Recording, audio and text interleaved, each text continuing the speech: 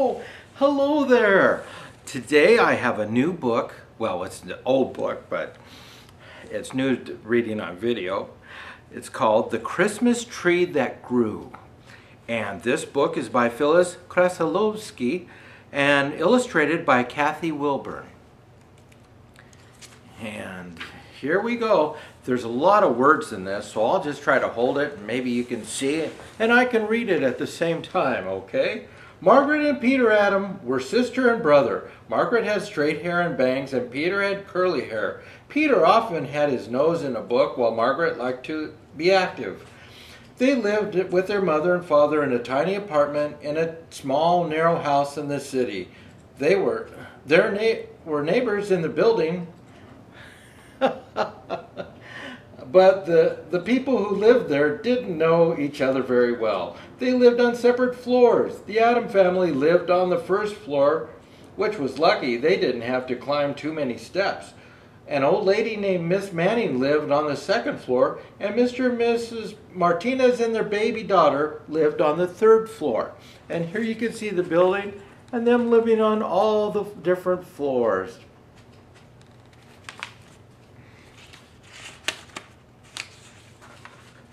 Every year, Mr. Adam brought home a Christmas tree. The tree took up a lot of room. The Adam family had to move the furniture around so it could fit into their living room. They didn't mind. They loved having a Christmas tree. They enjoyed decorating it. They hung red candy canes, little toys, and bright colored balls on it.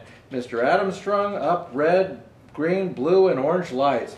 The lights turned on and off like magic. It made the living room look very special. And as you can see, Christmas tree makes any room look very special. One year when the Adam family was planning to move to a new house in the country after Christmas, Mr. Adam brought home a live tree. Its roots were tied up in a big ball of burlap. They had to put it into a big tub and water it to keep it alive. Mr. Adam said they would plant it in their new garden. They decorated the tree just like all the others and hid the burlap-covered roots with red material. The tree looked beautiful and it smelled as fresh as the pine forest. They imagined how nice it would be when it was covered with snow and when the birds came to sit on its branches in the garden of their new home. Here you can see it getting out of the sack. Every morning before the children went to school, they took turns watering it.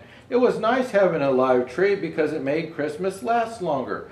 One morning when Margaret went to water the tree, she noticed that it seemed bigger. When she told her family, they all went to see. No, they said, she was only imagining it. When Peter watered the tree, he too thought it had grown. Mr. and Mrs. Adam just laughed at the idea, but Margaret agreed with Peter that it had gotten taller. After that, the children watched the tree carefully. By the end of the week even, Mr. and Mrs. Adam had to agree that it really was taller. The decorations were not as close together as they had been before. Still, the family wanted to keep the tree alive, so they kept watering it. As you can see, the tree is getting a little bigger. Okay. In a few days, the star at the top touched the ceiling.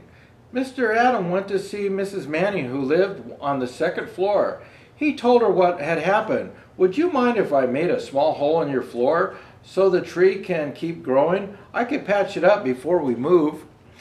Because Mrs. Manning lived alone and had trouble carrying heavy things upstairs, she missed being able to have a tree. She said she would be delighted to help. And here they are, and sitting upstairs. The tree grew right through the ceiling into Mrs. Manning's apartment, and every day it got bigger. When the branches came up to her waist, Mrs. Manning took down the decorations she had saved for years on her closet shelf. She had put them away when her children moved away and her husband died. Now she was happy to use them again. She hung up some little wooden angels and carved sleds. It made her happy to remember past Christmases with her family. She invited Margaret and Peter to come upstairs to see how it looked. And there they go upstairs to see how it looked. It's in 2 floors now. It's beautiful, they said. It's just like a separate tree. Miss Manning baked them Christmas cookies, just as she had done for her own children. She gave them apple cider to drink and told them stories about her other Christmases. It was just like a party. Almost every afternoon they went upstairs to visit, to see the tree, and to eat more cookies. One day when they went upstairs, they were astonished to see that the tree was touching Mrs. Manning's ceiling. She was worried because there was no more room for it to grow. Look at that.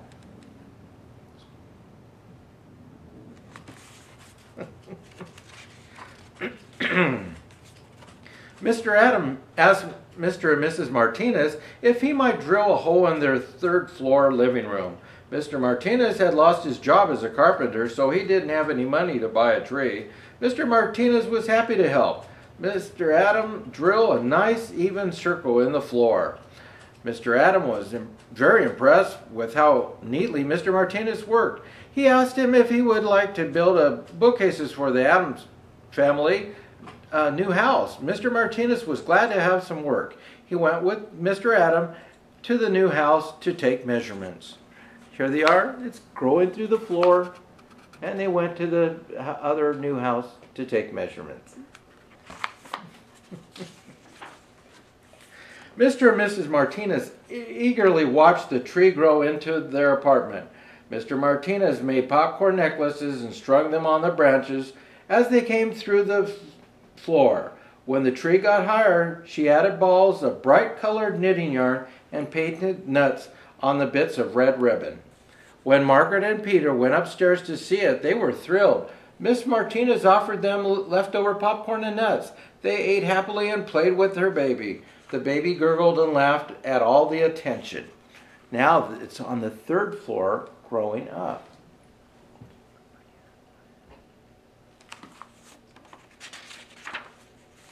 Almost every day now, the children went up and down to visit Mrs. Manning and the Martinez family, for they all had become good friends because of the tree. The day before Christmas, it snowed so hard that no one could go outside. Mr. and Mrs. Adams invited Miss Manning and the Martinez family for Christmas dinner. What a nice time they had. They were just like one big family. The bright lights on the tree made the Martinez baby laugh.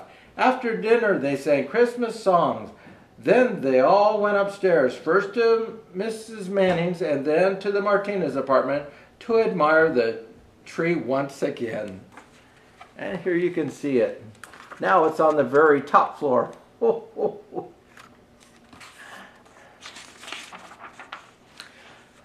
It's a long story. A few days later, the Adam family moved to their country house. They took the tree down and brought it with them. Mr. Martinez patched up the 2 ceilings and helped to load the new bookcases he had built. He was happy because Mr. Adam had helped him find a new job in a furniture store. Mr. Adam planted the tree in a hole he had dug in the garden. It looked very beautiful. 2 cardinals came to sit on the branch almost immediately. On Sunday, Miss Manning and the Martinez family came to visit the Adams in their new house. They brought presents. Miss Manning had made balls of soot-rolled pumpkin seeds to hang on the tree branches for the birds. Mr. Martinez had built a fine bird feeding station and a birdhouse. These are to thank you for sharing your Christmas tree with us, they said. And you can see the new tree is planted finally, and there's the bird seed house. Mr. and Mrs. Adams said, "Thank you. You must come for Christmas dinner next year to share the tree again. After all, it gave us new friends." Margaret and Peter just beamed with happiness. And that was a very delightful yet long story. Oh, well, I hope you liked it. We'll see you next time. Bye-bye.